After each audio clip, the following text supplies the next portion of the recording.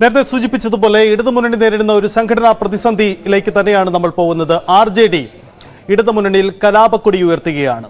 Lok Sabha seat ചർച്ചകളിൽ തങ്ങളെ പരിഗണിച്ചില്ല. ലോക്സഭയിൽ ഇത്തവണ ഒരു സീറ്റ് ലഭിക്കുമെന്ന ഉറപ്പ് ഇടതുമുന്നണി കൺവീനർ നൽകിയിരുന്നു. പക്ഷേ അതൊന്നും പാലിച്ചില്ല. ഇതേ തുടർന്ന് കടുത്ത പ്രതിഷേധമാണ് RJD ഇടതുമുന്നണിക്കുള്ളിൽ നടത്തുന്നത്. ഇന്നലെ ഔദ്യോഗിക യോഗം ചേർന്ന RJD പ്രതിഷേധം പരസ്യമാക്കാൻ തീരുമാനിച്ചു. ഇടതുമുന്നണി കൺവീനർക്ക് കത്ത് നൽകാനും തീരുമാനിച്ചു. ഒപ്പം തങ്ങൾക്ക് ഇടതുമുന്നണി നേതൃത്വം അനുവദിച്ച ബോർഡ് കോർപ്പറേഷൻ സ്ഥാനങ്ങൾ രാജിവെക്കാനാണ് തീരുമാനം. ആ തീരുമാനം വേഗത്തിൽ അവർ നടപ്പിലാക്കുകയാണ്. അങ്ങനെ അസാധാരണമായ പ്രതിസന്ധി ഉണ്ടാക്കിക്കൊണ്ട് മുന്നണിക്കകത്ത് പുതിയൊരു രാഷ്ട്രീയ നീക്കത്തിന് RJD ഒരുങ്ങുകയാണ്.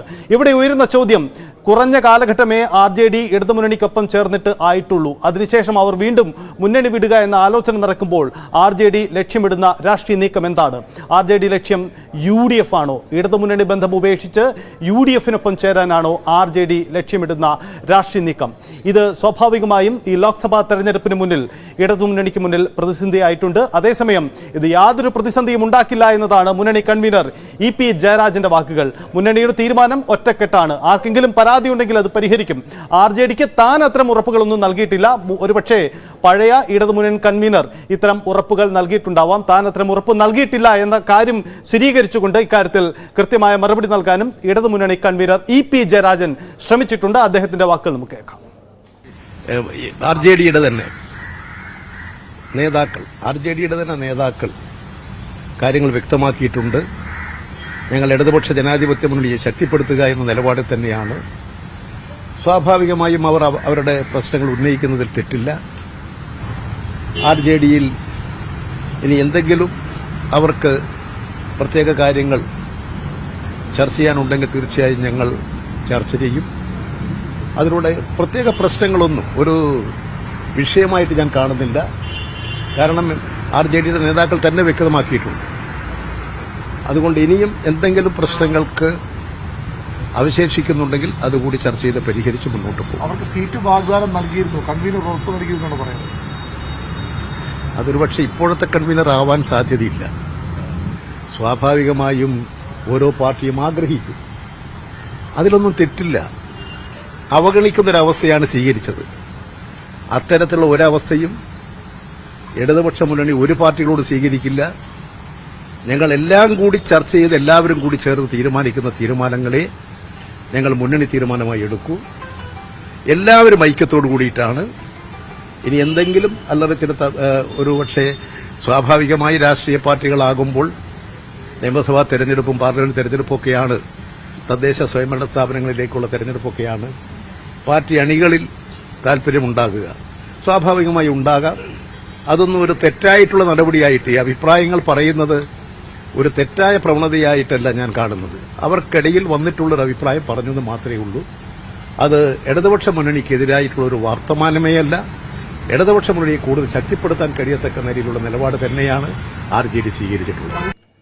അതാണ് ഇടതുമുന്നണി കൺവീനർ EP ജയരാജന്റെ വാക്കുകൾ. പക്ഷേ EP ജയരാജൻ അങ്ങനെ വ്യക്തമാക്കുമ്പോഴും ഇടതുമുന്നണിയുടെ രാഷ്ട്രീയം അത്ര കണ്ട് RJDക്ക് ആ നീക്കങ്ങൾ അങ്ങ് ഉൾക്കൊള്ളാൻ കഴിയുന്നില്ല എന്നതാണ് അതിന്റെ വസ്തുത. നമുക്ക് പരിശോധിക്കാം.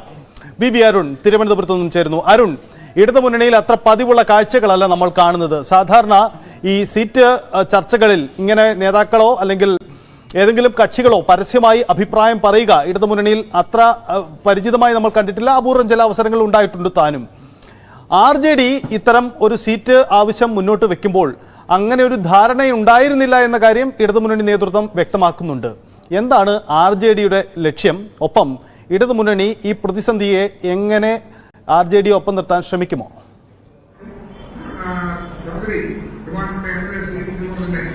സജിത്ത്, ഇത് RJD സജിത്ത് സൂചിപ്പിച്ചപ്പോൾ ഇടപെടൽ അത്ര എളുപ്പമുള്ള കാര്യമല്ല ഇത് എന്നത് വസ്തുതയാണ്. പക്ഷേ ഇന്നലെ RJD നേതൃത്വം വാർത്താക്കുറിപ്പിൽ പറഞ്ഞു അത് തന്നെയാണ്. ഇടതുമുന്നണിയിൽ ഉഭയകക്ഷി ചർച്ചയിലൂടെയാണ് കാര്യങ്ങൾ തീരുമാനിക്കുക. ഉഭയകക്ഷി ചർച്ച നടത്താൻ ആവശ്യപ്പെട്ടിട്ടും അങ്ങനെ ചർച്ചയില്ലാതെ സ്ഥാനാർത്ഥി സീറ്റ് വിഭജനം പൂർത്തിയാക്കിയത് ഇടതുമുന്നണി ആദ്യം എന്നാണ് RJD ആരോപിക്കുന്നത്. അതുകൊണ്ട് തന്നെ അവർക്ക് അവരുടെ അവകാശങ്ങൾ വേണം.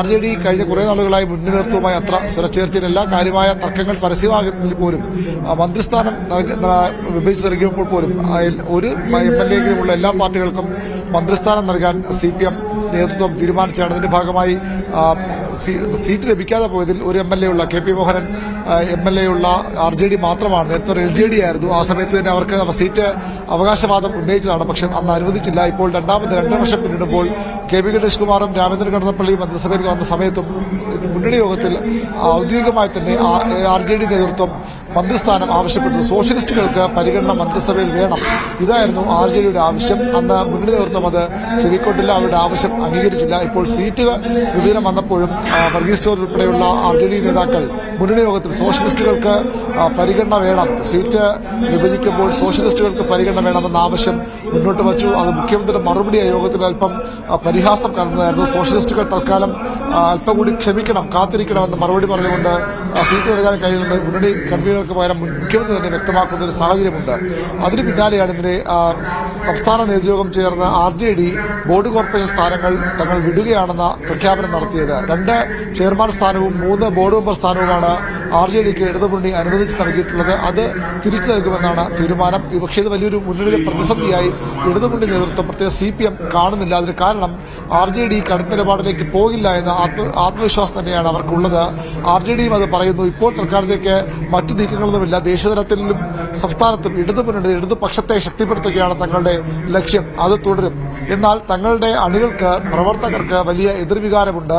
അത് ഇങ്ങനെ നിരന്തരം അവഗണിക്കപ്പെടുന്നു. മന്ത്രിസ്ഥാനത്തിന്റെ കാര്യത്തിലായാലും ലോക്സഭാ സീറ്റിന്റെ കാര്യത്തിലായാലും ഒക്കെ അവഗണിക്കപ്പെടുന്നതിൽ അതൃപ്തിയുണ്ട്. അവരുടെ അതൃപ്തി അതേപടി അംഗീകരിച്ചുകൊണ്ടാണ് മുന്നണി നേതൃത്വം ബോർഡ് കോർപ്പറേഷൻ സ്ഥാനങ്ങൾ കൂടി ത്യജിക്കാൻ തീരുമാനിച്ചത്. മുന്നണി വിട്ട് പോകാനുള്ള ഒരു ധാരണയും ആലോചനയും ഇല്ല എന്നാണ് അവർ വ്യക്തമാക്കുന്നത്. അരുൺ, അത് തന്നെയാണ് അരുൺ, അവിടെ ഒരു വ്യക്തത വരേണ്ടതുണ്ട്. അരുണിലേക്ക് വരാം. വർഗീസ് ജോർജ് നമുക്കൊപ്പം ചേരുന്നുണ്ട്. ശ്രീ വർഗീസ് ജോർജ്, താങ്കളടക്കം പങ്കെടുത്ത യോഗത്തിൻ്റെതാണ് ഇന്നലെ ഉണ്ടായിരിക്കുന്ന തീരുമാനം. എന്തുകൊണ്ടാണ് ഇടതുമുന്നണി നേതൃത്വത്തിൽ നിന്നും ഇത്തരമൊരു സമീപനം ഉണ്ടായതെന്നാണ് താങ്കൾ കരുതുന്നത്? നിങ്ങൾക്ക് ഉറപ്പ് ലഭിച്ചിരുന്നോ ലോക്സഭാ തെരഞ്ഞെടുപ്പിൽ ഇത്തവണ ഒരു സീറ്റ് നൽകുമെന്ന കാര്യത്തിൽ? ഞങ്ങൾ 1952 മുതൽ ലോക്സഭാ ഇലക്ഷൻ ആരംഭിച്ചപ്പോൾ മുതൽ കേരളത്തിൽ സോഷ്യലിസ്റ്റുകൾ മത്സരിക്കുകയാണ്, ഒരു തവണ ഒഴികെ. കഴിഞ്ഞ തവണ ഞങ്ങൾ ഇടതുപക്ഷ മുന്നണിയിലേക്ക് വന്നപ്പോൾ CPM ഞങ്ങളുമായി ഒരു ഉഭയകക്ഷി ചർച്ചയുണ്ടായിരുന്നു. അന്ന് പരേതനായ കോടിയേരി ബാലകൃഷ്ണനും CPM-ന് വേണ്ടി ഞങ്ങളുടെ പാർട്ടിയുടെ അധ്യക്ഷൻ ശ്രേയംസ് കുമാർ ഞാനുമാണ് ഉഭയകക്ഷി ചർച്ചയിൽ പങ്കെടുത്തത്. അന്നത്തെ ഉഭയകക്ഷി ചർച്ചയിൽ ഉണ്ടായ ഒരു തീരുമാനം, അടുത്ത പാർലമെന്റ് ഇലക്ഷന് തീർച്ചയായിട്ടും സോഷ്യലിസ്റ്റ് ആശയക്കാരായ ഞങ്ങളുടെ പാർട്ടിക്ക് ഒരു സീറ്റ് ഉറപ്പ് തന്നിരുന്നു. എന്നാൽ ബഹുമാനായ കോടിയേരി ബാലകൃഷ്ണന്റെ നിര്യാണം മൂലമാണ് പിന്നീട് ഞങ്ങളുടെ പേര് പറയാഞ്ഞത് ഇന്നലത്തെ പ്രസ്താവനയിൽ. അങ്ങനെയുള്ള ഒരു വാക്ക് ഇത്തവണത്തെ LDF യോഗത്തിൽ പാലിക്കപ്പെട്ടില്ല.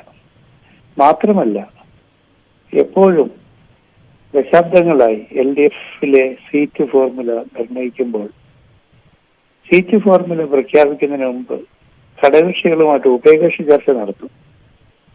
ആ ഉഭയകക്ഷി ചർച്ച നടത്തി അതിൽ ധാരണയായിട്ടാണ് സീറ്റ് ഫോർമുല LDF-ൽ പറയുന്നത്.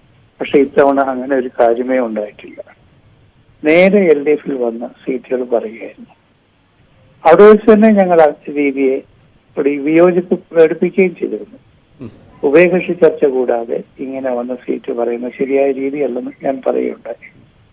മാത്രമല്ല, ഞങ്ങൾക്ക് ഒരു സീറ്റ് ആവശ്യമുണ്ടെന്നും ഞങ്ങള് ഒരു സീറ്റിന് അർഹതയുണ്ടെന്നും ഞങ്ങൾ പറയുകയുണ്ടായി. തമിഴ്നാട്ടിൽ 40 ലോക്സഭാ സീറ്റാണുള്ളത്. അതിൽ മുഖ്യകക്ഷിയായ DMK 20 ലോക്സഭാ സീറ്റ് മാത്രമേ മത്സരിക്കുന്നുള്ളൂ. ബാക്കി 20 ലോക്സഭാ സീറ്റും CPI, CPM, കോൺഗ്രസ് വായിച്ചു തുടങ്ങിയ പാർട്ടികൾ കൊടുക്കുകയാണ് ചെയ്യുന്നത്. ഞാൻ LDF യോഗത്തിൽ പറഞ്ഞ മുഖ്യകക്ഷി പ്രധാനപ്പെട്ട സീറ്റുകളിൽ മത്സരിച്ചിട്ട് ഘടകകക്ഷികൾക്ക് സീറ്റുകൾ വിട്ടുകൊടുക്കണം. അവർക്ക് സീറ്റുകൾ ആവശ്യമില്ലെങ്കിൽ ഞങ്ങളുടെ പാർട്ടിക്ക് ഒരു സീറ്റ് വേണം. വടകര, കോഴിക്കോട്, കണ്ണൂർ, കാസർഗോഡ്, തൃശ്ശൂർ തുടങ്ങിയ സ്ഥലങ്ങളിൽ നല്ല സാമൂഹ്യ അടിത്തറയുള്ളൊരു പാർട്ടി എന്നുള്ള നിലയ്ക്ക് ഞങ്ങൾക്ക് അതിന് അവകാശമുണ്ട് എന്ന് പറയുകയാണ് ചെയ്യുന്നത്. അതുകൊണ്ട് LDF യോഗത്തിൽ തന്നെ ഞങ്ങൾ ഈ കാര്യങ്ങൾ ഉന്നയിച്ചിട്ടുണ്ട്. അതുകൊണ്ട് നേരത്തെ തന്ന ഉറപ്പ് കണക്കിലെടുക്കാതെയും ഇപ്പോഴത്തെ ഞങ്ങളുടെ ക്ലെയിം കണക്കിലെടുക്കാതെയും LDF മുന്നോട്ട് പോയപ്പോൾ ഈ കാര്യങ്ങൾ റിപ്പോർട്ട് ചെയ്യാൻ വേണ്ടി കൂടിയ പാർട്ടി യോഗമാണ് ഇന്നലെ ചേർന്നത്. ആ പാർട്ടി യോഗത്തിലുണ്ടായ അഭിപ്രായം നമുക്ക് തന്ന സ്ഥാനങ്ങൾ കൂടി അങ്ങ് തിരിച്ചു കൊടുക്കാം എന്നുള്ളതാണ്. ഇടതുപക്ഷ ജനാധിപത്യ മുന്നണിയിൽ ഉറച്ചു നിൽക്കുന്നതിന് തന്നെയാണ് ഞങ്ങളുടെ തീരുമാനം. ഇപ്പോഴത്തെ ദേശീയ രാഷ്ട്രീയ സാഹചര്യത്തിൽ വർഗീയ ശക്തികളെ നേരിടാൻ ഏറ്റവും ഫലപ്രദമായ മാർഗം ഇടതുപക്ഷത്തോടൊപ്പമാണ്. ഞങ്ങൾ ദശാബ്ദങ്ങളായി കേരളത്തിലെ ഇടതുപക്ഷത്തിന്റെ സഹയാത്രികരാണ്. അതുകൊണ്ട് കേരളത്തിൽ LDF-നെയും ദേശീയതലത്തിൽ NDAയും ശക്തിപ്പെടുത്തുക എന്നുള്ളത് തന്നെയാണ് ഞങ്ങളുടെ തീരുമാനം. ഇത് ഞങ്ങളുടെ ഒരു പ്രതിഷേധം മാത്രമാണ്. ശരി, വർഗീസ് ജോർജ് സാറേ, ഒരു വ്യക്തത വരേണ്ട കാര്യം, ഇടതുമുന്നണി, ഇടതുപക്ഷം, ഇടതുചേരി എന്ന് പറയുന്നത് സ്വാഭാവികമായും കമ്മ്യൂണിസ്റ്റുകൾക്കൊപ്പം അവിടെ സോഷ്യലിസ്റ്റുകൾ കൂടി ഉൾപ്പെടുന്നതാണ്, അത് തർക്കമില്ല. അതുകൊണ്ട് ആ ഒരു സാധ്യതയും അതിന്റെ ഒരു രാഷ്ട്രീയ സ്വഭാവം തിരിച്ചറിഞ്ഞാണ് നിങ്ങൾ ഇടതുമുന്നണിയിലേക്ക് തിരിച്ചെത്തുന്നതും, അതൊക്കെ സമ്മതിക്കുന്നു. പക്ഷെ അതിനുമപ്പുറം ഒരു പാർട്ടിയുടെ വലിപ്പച്ചെറുപ്പ് കണക്കുകൾ അപ്പുറം ലോക്സഭാ തെരഞ്ഞെടുപ്പിലേക്ക് ഒരു പ്രാതിനിധ്യം വേണമെന്നത് ഒരു കക്ഷിയുടെ ആവശ്യമാണ്. ഇവിടെ രണ്ട് തരത്തിലുള്ള അനീതികളുണ്ട് എന്ന് നിങ്ങൾ വിലയിരുത്തിയെന്ന് കരുതുന്നു. ഒന്ന്, മുൻധാരണ പാലിച്ചില്ല. മറ്റൊന്ന്, ഇത്തരമൊരു തീരുമാനം പ്രഖ്യാപിക്കുന്നതിന് മുമ്പ് ഒരു ആശയവിനിമയം പോലും നടന്നില്ല. അതായത് ഈ താങ്കൾ ഉൾപ്പെടെയുള്ള രാഷ്ട്രീയ കക്ഷി ഇടതുമുന്നണിയിലേക്ക് തിരിച്ചെത്തിയതിന് ശേഷം ഏറെ പ്രധാനപ്പെട്ട നടക്കുന്ന ഒരു തെരഞ്ഞെടുപ്പാണ്. ആ തെരഞ്ഞെടുപ്പിൽ തന്നെ ഇത്തരമൊരു ആശയവിനിമയം നടന്നില്ല എന്ന് പറയുമ്പോൾ ഇടതുമുന്നണിയിലേക്ക് തിരിച്ചെത്താനുള്ള രാഷ്ട്രീയ തീരുമാനം തെറ്റായിപ്പോയി എന്ന് വിലയിരുത്തുന്നുണ്ടോ? ഇല്ല, ഇടതുപക്ഷ മുന്നണി തന്നെയാണ് ഞങ്ങളുടെ സ്വാഭാവിക ജനങ്ങൾ. ഇന്നത്തെ ദേശീയ രാഷ്ട്രീയ സാഹചര്യത്തിൽ ഇടതുപക്ഷ പാർട്ടികളുമായിട്ടാണ് ഞങ്ങൾ ഒരുമിച്ച് പോരുന്നത്. പ്രത്യേകിച്ച് 1965 കമ്മ്യൂണിസ്റ്റ് പാർട്ടിയുടെ പിളർപ്പിന് ശേഷം എപ്പോഴും സോഷ്യലിസ്റ്റ് പാർട്ടിയും മാർക്സിസ്റ്റ് കമ്മ്യൂണിസ്റ്റ് പാർട്ടിയും തമ്മിൽ ഒരുമിച്ചാണ് കേരളത്തിൽ പ്രവർത്തിച്ചിരുന്നത്. കേരളത്തിൽ ഇടതുപക്ഷ ജനാധിപത്യ മുന്നണി രൂപീകരിക്കുമ്പോൾ അതിന്റെ ആദ്യത്തെ കൺവീനർ ഞങ്ങളുടെ പാർട്ടിയാണ്, ടി വിശ്വംഭരൻ. അതിനുശേഷം LDF കൺവീനർ വീരേന്ദ്രകുമാറാണ്. പിന്നീടാണ് CPM കൺവീനർഷിപ്പ് സ്വീകരിച്ചത്. അതുകൊണ്ട് LDF-ലേക്ക് തിരിച്ചു വന്നതിൽ യാതൊരു പശ്ചാത്തലമില്ല. ഞങ്ങളുടെ ശരിയായ രാഷ്ട്രീയ തീരുമാനമായിരുന്നു എന്നതിൽ യാതൊരു സംശയവുമില്ല. ഈ കഴിഞ്ഞ തിരിച്ചു വന്നതിന് ശേഷം ഉണ്ടായ അനീതിയെ കുറിച്ച് പറഞ്ഞ അക്ഷരാർത്ഥത്തിൽ ശരിയാണ്. ഒരു MLA ഉള്ള എല്ലാ പാർട്ടികളെയും LDF-ലെ ഘടകകക്ഷികളിൽ ഒരു MLA ഉള്ള എല്ലാ പാർട്ടികൾക്കും മന്ത്രിസ്ഥാനം കൊടുത്തപ്പോൾ ഞങ്ങളെ മാത്രം ഒഴിച്ചു നിർത്തി. ഞങ്ങളെ മാത്രം ഒഴിച്ചു നിർത്തിയതിന്റെ ന്യായമായ ഒരു കാരണം പോലും ഞങ്ങളെ അറിയിച്ചില്ല. അന്ന് ഞങ്ങൾ LDF-ന്റെ ഒരു ഡിസിപ്ലിൻ പാലിച്ച ഒരക്ഷരം പോലും പറഞ്ഞില്ല. പക്ഷെ ഈ ഒരു അവഗണനയോട് വന്നപ്പോഴാണ് ഒരു പ്രൊട്ടസ്റ്റ്, ഒരു ഡിസിപ്ലിന്റെ പ്രൊട്ടസ്റ്റ് എന്നുള്ള നിലയിൽ ഞങ്ങൾ ഈ സ്ഥാനങ്ങൾ തിരിച്ചു കൊടുക്കുന്നത്. ഈ മന്ത്രി സ്ഥാനം ലഭിക്കാത്തതിൽ പരാതിയുണ്ട്, ഒപ്പം കൂടിയാലോചനകളില്ലാത്തതിൽ പരാതിയുണ്ട്, ലോക്സഭാ സീറ്റ് ചർച്ചകളിൽ പോലും പങ്കെടുപ്പിക്കാത്തതിൽ പരാതിയുണ്ട്. ഇത്തരം പരാതികൾ പറഞ്ഞ് RJD UDF-ലേക്ക് മാറുകയാണോ? പുതിയൊരു രാഷ്ട്രീയ നീക്കത്തിന് ഒരുങ്ങുന്നു എന്നതാണ് രാഷ്ട്രീയ കേന്ദ്രങ്ങളിൽ നടക്കുന്ന ചർച്ച. താങ്കൾ അത് പൂർണ്ണമായും തള്ളിക്കളയുകയാണോ? അതെ, ഇനി UDF-ലേക്കില്ല. UDF-ൽ ഒരു ഹ്രസ്വകാലം ഉണ്ടായിരുന്നു. UDF-ലേക്ക് പോകുന്ന പ്രശ്നമില്ല. ഇപ്പോഴത്തെ നമ്മുടെ ദേശീയ രാഷ്ട്രീയ സാഹചര്യത്തിൽ കേരളത്തിലെ LDF-നെ ശക്തിപ്പെടുത്തുക എന്നുള്ളതാണ് ഞങ്ങളുടെ മുമ്പിലുള്ള മാർക്ക്.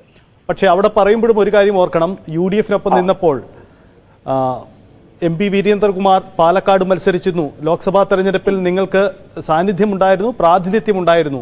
ഇടതുമുന്നണിയിൽ വരുമ്പോൾ അത് നഷ്ടപ്പെടുന്നു. ഇടതുമുന്നണിയിൽ ഉള്ളപ്പോൾ എല്ലാ കാലത്തും ഞങ്ങൾ ലോക്സഭയിൽ മത്സരിച്ചിരുന്നു. കോഴിക്കോട്, വടകര, ഇവിടെ നല്ല ഞങ്ങൾക്ക് പ്രതിനിധികളുണ്ടായിരുന്നു. കോട്ടയം, മാവേലിക്കര മത്സരിച്ചിരുന്നു. മാവേലിക്കരയിൽ നിന്ന് വിജയിച്ചിരുന്നു. ഇടതുപക്ഷ മുന്നണി ഉണ്ടായപ്പോൾ 52 മുതൽ ഞങ്ങൾ എല്ലാ കാലഘട്ടത്തിലും ഒരു ഇലക്ഷൻ പോലും ഇടവേള ഇല്ലാതെ പാർലമെന്റിൽ മത്സരിച്ചിരുന്നു. അത് ഞങ്ങൾ മറക്കുന്നില്ല. പക്ഷെ ഇപ്പോഴത്തെ ഇടതുമുന്നണിക്ക് എന്ത് സംഭവിച്ചു എന്നാണ് ഞങ്ങൾ ആശ്ചര്യപ്പെടുന്നത്. ഈ ഇടതുമുന്നണിയെക്കുറിച്ച് പൊതുവിൽ കേൾക്കുന്ന ഒരു പരാതിയും ഒരു ആക്ഷേപവും അവിടെ ചർച്ചകളൊന്നും നടക്കുന്നില്ല. CPM-ഉം CPI-യും പ്രധാനപ്പെട്ട തീരുമാനം ഉഭയകക്ഷി ചർച്ചയിലൂടെ കൊണ്ടതിന് ശേഷം വന്ന് റിപ്പോർട്ട് ചെയ്യുകയാണ്. അതിപ്പോഴും നടക്കുന്നുവെന്നാണല്ലേ? അങ്ങനെ തന്നെയാണ് സംഭവിക്കുന്നത്? അങ്ങനെയല്ല, ഇടതുപക്ഷ മുന്നണി ചർച്ചകൾ നടക്കുന്നുണ്ട്.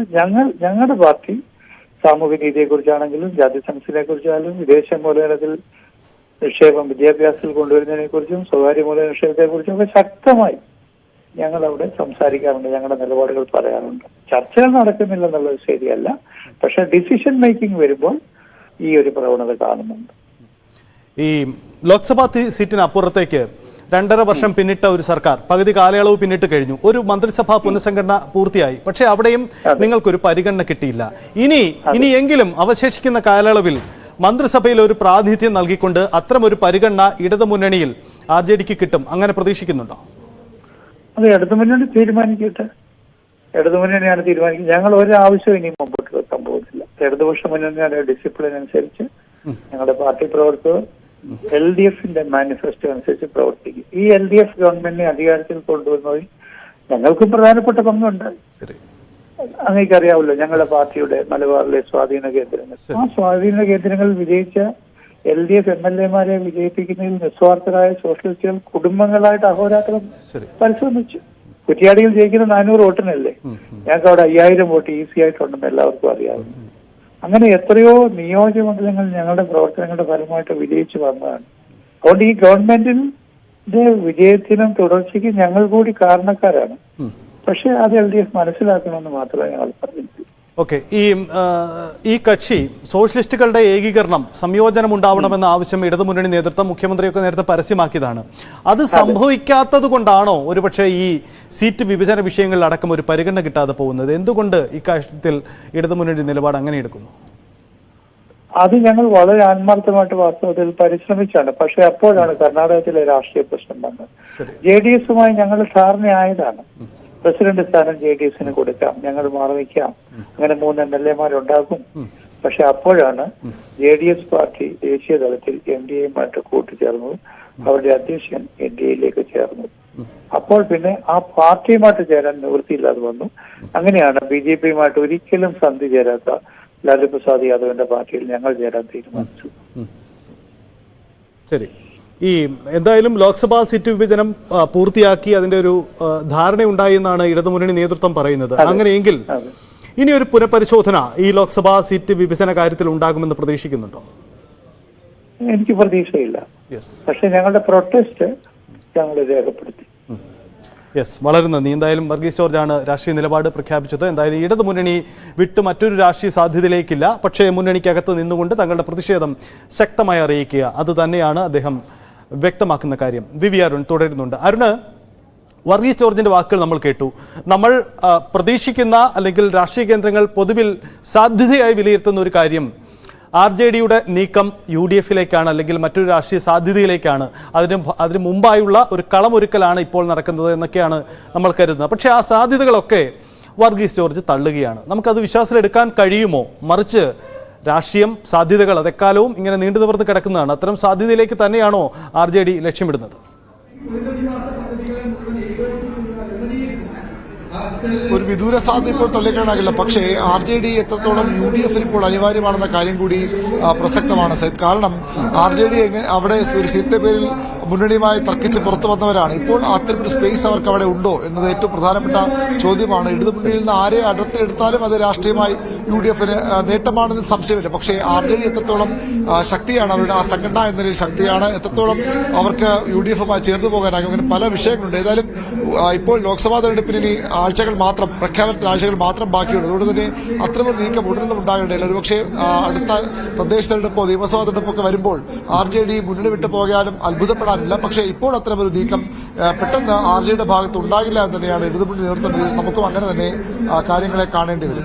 അവരുടെ ഒരു കാര്യം കൂടി ഈ നമുക്ക് അവസാനിപ്പിക്കുന്നതിന് മുമ്പായി, ലോക്സഭാ സീറ്റ് RJD-ക്ക് കിട്ടും എന്ന് നമുക്കും കരുതുക വയ്യ. കാരണം താരതമ്യേന ഒരു ചെറിയ പാർട്ടിയാണ്. മുമ്പ് ഇടതുമുന്നണിക്കൊപ്പം വർഷങ്ങളായി നിൽക്കുന്ന JDS-ന് പോലും സീറ്റ് അനുവദിച്ചിട്ടില്ല. അങ്ങനെയുള്ളപ്പോൾ എങ്ങനെ RJD-ക്ക് അനുവദിക്കുമെന്ന സ്വാഭാവിക ചോദ്യമുണ്ട്. അപ്പോൾ RJD ലക്ഷ്യമിടുന്നത് ഇതൊരു സമ്മർദ്ദ തന്ത്രമായി മുന്നോട്ട് വെച്ചിട്ട് ഇനി മന്ത്രിസഭയിൽ ഒരു പുനഃസംഘടന നടത്തി അവിടെ KP മോഹന് മന്ത്രിസ്ഥാനം കിട്ടുക, അത്തരമൊരു പരിഗണനയിലേക്ക് മുന്നണി നേതൃത്വത്തെ കൊണ്ടുവരിക എന്നൊരു രാഷ്ട്രീയ ലക്ഷ്യം ഇതിന് പിന്നിൽ RJD മുന്നിൽ കാണുന്നുണ്ടാകുമോ?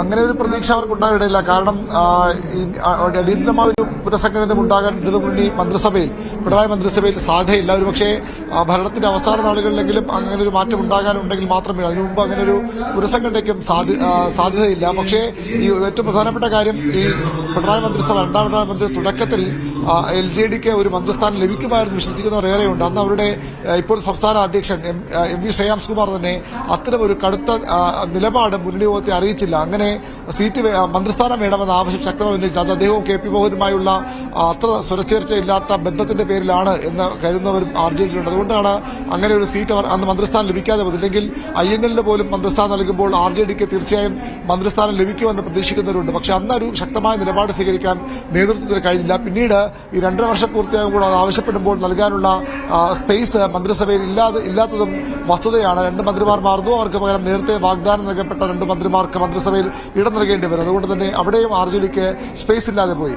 ഇനി ഒരു പുനഃസംഘടന, അവിടെ ഒരു മന്ത്രിസ്ഥാനം എന്നത് RJDക്ക് അത്ര എളുപ്പമുള്ള കാര്യമില്ല. പ്രത്യേകിച്ചും ഇടതു മുന്നണിയിലെ സംഘടനാ രീതിയൊക്കെ അനുസരിച്ച് സ്വാഭാവികമായും തദ്ദേശ തെരഞ്ഞെടുപ്പ് വരുന്നു. അവിടെ കൂടുതൽ സീറ്റുകൾ അതിനപ്പുറത്തേക്ക് മുന്നിൽ നിൽക്കുകയാണെങ്കിൽ നിയമസഭാ തെരഞ്ഞെടുപ്പിൽ കൂടുതൽ പരിഗണന ഇതൊക്കെയാകാം ഒരുപക്ഷെ RJDയുടെ ആവശ്യം. അതിനപ്പുറത്തേക്ക് ലോക്സഭയിൽ അവർ ഒരു സീറ്റ് ഇപ്പോൾ പ്രതീക്ഷിക്കുന്നില്ല. പ്രതീക്ഷിച്ചിട്ട് കാര്യമില്ല. കാരണം ഇടതുമുന്നണി സീറ്റ് വിഭജനം പൂർത്തിയായി കഴിഞ്ഞു. CPM ഒരു സീറ്റ് ത്യാഗം ചെയ്താണ് മുന്നണിയിലെ പുതിയൊരു ഘടകകക്ഷിക്ക് അത് കേരള കോൺഗ്രസ് എം നൽകിയത്. കഴിഞ്ഞ തവണ 16 സീറ്റിലാണ് CPIM മത്സരിച്ചത്. ഇത്തവണ അത് 15 ചുരുങ്ങി. ഒരു സീറ്റ് കേരള കോൺഗ്രസ് എം നൽകി. അവരുടെ സിറ്റിംഗ് സീറ്റ് ആണെങ്കിൽ പോലും അവർക്ക് നൽകി. അങ്ങനെ CPM ഒരു സീറ്റ് ത്യാഗം ചെയ്യുമ്പോൾ ഇനിയൊരു ത്യാഗം RJDക്ക് വേണ്ടി ഉണ്ടാകില്ല. അതുമല്ല, അതിനുള്ള സമയം അവസാനിച്ചിരിക്കുന്നു.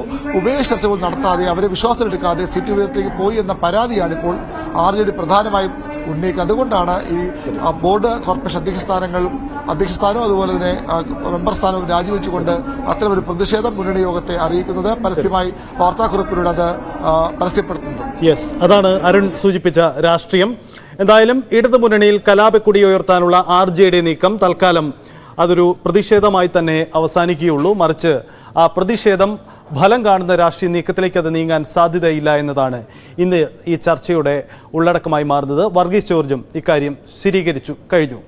എന്തായാലും നമ്മളൊരു ഇടവേളയിലേക്കാണ് പോകുന്നത്. ഇടവേളയ്ക്ക് ശേഷം സംസ്ഥാനം നേരിടുന്ന സാമ്പത്തിക പ്രതിസന്ധിയിൽ നിർണായക ചർച്ചകൾ നാളെ ഡൽഹിയിൽ നടക്കും. നിർണായക കൂടിക്കാഴ്ചകൾ സുപ്രീം കോടതിയുടെ മധ്യസ്ഥതയിൽ അതിന് കളമൊരുക്കുകയാണ്.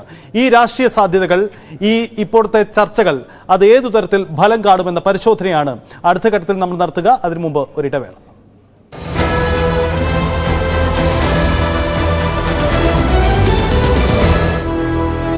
വാക്കുകൾക്ക്